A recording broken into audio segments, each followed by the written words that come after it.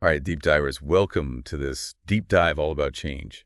Looks like you sent in some really interesting stuff for us to dig into, a research paper and a Medium article, both about personal development. Seems like you're really looking to understand how to, navigate transitions, how to build resilience, and maybe find some calm in the chaos of it all. Well, you came to the right place. We've got some fascinating insights to unpack. Yeah, I think a good place to start is actually this key point from the research paper. It actually puts some numbers behind the emotional benefits of reframing, which is Yeah. something we talk about a lot, in a more general sense. Reframing, yeah, that's like looking at a situation from a different angle, right? Exactly. And so this paper, they looked at people going through career changes. And get this, those who were actively using reframing techniques during that transition actually experienced 30% lower stress levels. And even more interesting, they were twice as likely to report feeling excited about their new roles. Compared to those who weren't using reframing, Wow, 30% lower stress. That's huge. So instead of, freaking out about the unknowns of a new job, reframing helps you see the potential opportunities. it's about shifting your perspective, right? So instead of seeing a career change as a loss, maybe you reframe it as a chance to learn new skills or challenge yourself in a new environment. Okay, yeah, I'm starting to see how powerful this could be. But, isn't our natural tendency to kind of resist change? It is, and there's a good reason for that. Our brains are hardwired for survival. And uncertainty, which is kind of inherent in change, that can trigger our stress response. It's like our brain is saying, hey, this new situation could be dangerous. Be Oh, careful. yeah, that makes sense. Explains why I get like, those stomach flips whenever I have to make a big decision. That's your fight or flight response kicking in. The Medium article you sent in actually digs into this in an interesting way. It talks about how our brains prioritize familiarity. Because in our evolutionary past, familiar often meant safe. So sticking to routines and avoiding change kept our ancestors alive. Exactly. But, in today's world, while that instinct is still there, change is often unavoidable and even beneficial. So how do we reconcile that? How do we convince our brains that change isn't like a saber-toothed tiger, you know, lurking in the bushes ready to pounce? Well, one approach, and we talk about this a lot, is mindfulness. Now, before you picture, meditation retreats and chanting, remember mindfulness is really just about bringing your attention to the present moment without judgment. Okay, so instead of spiraling into worries about what might happen, mindfulness helps me stay grounded in what's actually happening right now. That's the idea, and the research shows this can be incredibly powerful in managing that stress. That often comes with change. The paper you sent in cites a study where participants who were facing significant life changes practice mindfulness for just 10 minutes a day. 10 minutes, that seems doable. What were the results? They reported feeling more in control of their emotions, less overwhelmed by the uncertainty, and even had improvements in their sleep quality. Better sleep just from being more mindful. I'm I'm sold. What are some practical ways we can incorporate mindfulness into our lives, especially when we're facing, those big changes? Well, the 4-7-8 breathing technique is a great one and easy to do anywhere. You breathe in for a count of 4, hold your breath for 7, and exhale slowly for 8. I've heard of that. Does it really work? It's all about slowing down your breathing, which can actually help regulate your heart rate, calm your nervous system. And the research paper actually found that participants who used this technique regularly during a period of intense change had lower levels of cortisol, the stress hormone. Wow, it's like science-backed stress reduction. And I remember the Medium article mentioned something called grounding exercises. What are those? Those are great for bringing you back to the present moment when you feel your mind racing. Okay, give me an example. So imagine you're feeling overwhelmed by an upcoming move. You could try the 5-4-3-2-1 method. Notice 5 things you can see, 4 things you can touch, 3 things you can hear, 2 things you can smell, and 1 thing you can taste. It's like a sensory checklist to ground you in the moment. I love that. It helps shift your focus away from your anxieties and onto your immediate surroundings. So we've got reframing to help us look at change in a positive light, and mindfulness to help us manage, those tricky emotions. Are there any other strategies in our source material that can help build resilience? There are both sources emphasize that change often pushes us outside of our comfort zones, but that discomfort can actually be beneficial. Think of it like exercise for your brain. Exercise, so the more I embrace change, the stronger my change muscles become. Yes. And there's a really interesting study from the journal Cognition that backs this up. Researchers found that people who regularly adapt to new situations actually become better problem solvers. Hold on, so facing change can actually make me smarter? I'm intrigued. Tell me more about this. So the study involved 2 groups. One group stuck to their usual routines, while the other was given tasks that forced them to think differently and adjust their strategies. And after a few weeks, the group who embraced those new challenges performed significantly better on problem-solving tests. So getting comfortable with being uncomfortable actually has cognitive benefits. I never thought of it that way. It makes sense when you think about it. When you're constantly exposed to new situations, your brain has to work harder to find solutions. It's like building mental agility. Okay, deep divers, you taking Awesome. notes? This is seriously good stuff. But wait, there's more. We're going to dive deeper into how social support can help you build resilience, explore some fascinating case studies from our sources, and even uncover some hidden barriers that might be holding you back. And remember, change is a journey, not a destination. We're here to help you navigate it with confidence. It's really interesting how both of the sources that we're looking at today highlight the importance of social support. When it comes to navigating change, and it's not just about like having people to vent to. Right? It's a real resilience boosting strategy. Absolutely. The research paper actually found that individuals with strong social support systems were significantly more likely to view change as a challenge rather than a threat. And they were also more likely to report positive emotional outcomes during those transitions, feeling hopeful, feeling optimistic. So having a strong network of, friends, family, even colleagues can actually change how our brains perceive change. It seems that way. The paper suggests that social support provides a sense of security and belonging, which can be so valuable when things feel uncertain. That makes sense. If you know you have people in your corner, you're probably less likely to freak out when things shift. Exactly. And it's not just about having people to lean on emotionally. The Medium article that you sent in talks about how those social connections Well, can open up new opportunities and perspectives during times of change. oh, that's interesting. I hadn't thought about it that way. So like when Yeah. I'm facing a big change, talking to people in my network could help me see possibilities I might have missed on my own. Yeah, it's like having a team of advisors helping you navigate uncharted territory. They can offer advice, share their own experiences, and even connect you with resources that you might not know about. Okay, I'm officially adding Build My Resilience Army to my to-do list.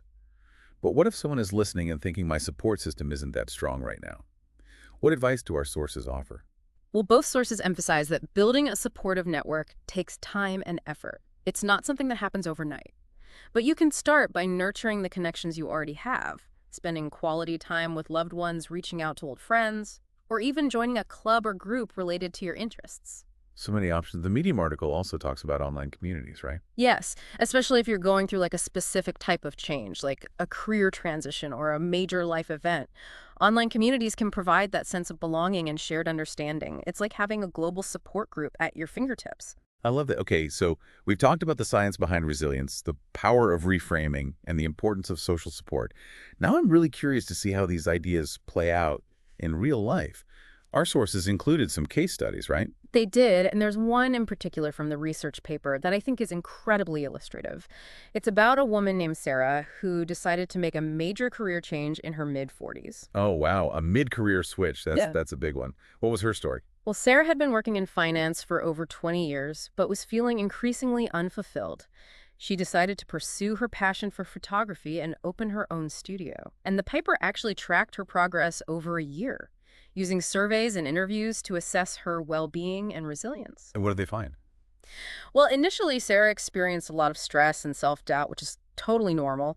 But what's remarkable is how she used the very strategies that we've been talking about to navigate this massive change. She put those resilience tools into action. Give us some specifics. Absolutely. She started by reframing her fear of failure as an opportunity for growth. She also used mindfulness techniques like daily meditation to manage her anxiety. And she leaned heavily on her support network, her family friends, and even a mentor in the photography industry. Like she had a whole resilience toolkit. Did it work? It did. The study found that over time, Sarah's stress levels decreased, her confidence grew, and she reported feeling a renewed sense of purpose and fulfillment in her work. And what's really interesting is that she actually scored higher on measures of resilience a year after her career change than she did before. So change didn't just make her happier, it actually made her more resilient. Exactly. And this is the point I really want to drive home today. Change can be challenging. There's no doubt about it. But it can also be a catalyst for incredible personal growth and transformation. I think Sarah's story is really inspiring. It's a great reminder that even when change feels scary, we have the tools to navigate it successfully. We do. And remember, everyone's journey is unique. What worked for Sarah might not work for someone else. That's why it's so important to experiment with different strategies and find what resonates with you. Okay, deep divers. I hope you're feeling empowered, not overwhelmed. We've covered a lot of ground, but there's one more piece of the puzzle we need to explore. Yes, it's a topic that often comes up when discussing change. How do we deal with those inevitable moments of self-doubt and fear? Oh, that inner critic that loves to tell us we're not good enough, brave enough, or smart enough to handle change. That's the one. We're going to dive into some practical strategies for silencing that voice and building unshakable confidence in your ability to embrace change. So we've talked about reframing and mindfulness, Yeah. and even how to build a support system to help us through those transitions. But let's be honest, even with the best tools in our resilience toolkit, change can still trigger that little voice in our heads that's like, what if I can't handle this? The inner critic. Yeah. It's that voice of self-doubt that can really sabotage our efforts to embrace change. It seems like it feeds on uncertainty, right? Yeah. Of the bigger the change, the louder that voice gets. Exactly. And the Medium article that you sent in actually offers a really interesting analogy. For understanding this inner critic, it compares it to a muscle. A muscle. So my inner critic is ripped. Well, maybe not ripped, but the idea is that the more we give in to those negative thoughts, the stronger that doubt muscle becomes. Oh, okay, I get it. So if I'm constantly telling myself I'm not good enough or I'm going to fail, that self-doubt just gets more and more powerful. Precisely, it becomes a self-fulfilling prophecy. But the good news is that we can also train ourselves to strengthen our confidence muscle instead. Okay, I'm all ears. How do we do that? Well, the first step, as with any type of training, is awareness. Start paying attention to the specific thoughts that pop up when you're facing a change. What are those doubts telling you? So instead of letting those thoughts just swirl around in my head, I need to actually identify them. Exactly. Write them down if that helps. And once you've identified those thoughts, the next step is to challenge them. Ask yourself, is this thought really true? Is there any evidence to support it? So if my inner critic says I'm going to fail at this new job, I should ask myself, okay, what evidence do I have for that? Exactly. And chances are you'll find that those negative thoughts are based on fear, not facts. Right. It's like putting my inner critic on trial. That's a great way to think about it. And once you've challenged those thoughts, it's time to replace them with positive affirmations. You're talking about those I am strong, I am capable statements. Exactly. The research paper actually highlights the power of positive self-talk. They found that individuals who regularly practice affirmations during periods of change reported higher levels of self-efficacy, basically the belief in their own ability to succeed. So instead of focusing on what I can't do, I should focus on what I can do. Yes. And the more you repeat those positive statements, the more you start to believe them. It's like rewiring your brain for confidence. I love it. It's like giving my inner critic a makeover. Mm-hmm. But even with all this positive self-talk, there's still going to be times when change just feels scary, right? Of course, change is rarely comfortable. But the research shows that we can actually change our relationship with fear. Change my relationship with fear. How do I do that? Well, the Medium article talks about a technique called fear setting, developed by entrepreneur and author Tim Ferriss. Fear setting. I've never heard of that. Tell me more. It's all about acknowledging your fears, but then taking it a step further. Instead of just worrying about what might happen, you actually write down the worst-case scenarios. So I'm supposed to intentionally think about all the bad things that could happen. That seems kind of counterintuitive. It might seem that way, but here's the interesting part. Once you've identified those worst-case scenarios, you then brainstorm ways to prevent them or mitigate their impact. Okay, so I'm not just wallowing in my fear. I'm actually taking action to address it. Exactly, and the research suggests that this process can be incredibly empowering. It helps you realize that even the most daunting fears are often manageable. Yeah, so instead of letting fear paralyze me, I can use it as fuel to take action and prepare myself for whatever might come. Precisely, and once you've taken those steps to address your fears, you can shift your focus to the potential benefits of the change. What are you excited about? What opportunities might this change create? Wow, this is really powerful stuff. So to recap, we talked about reframing mindfulness, social support, positive self-talk, and even fear setting.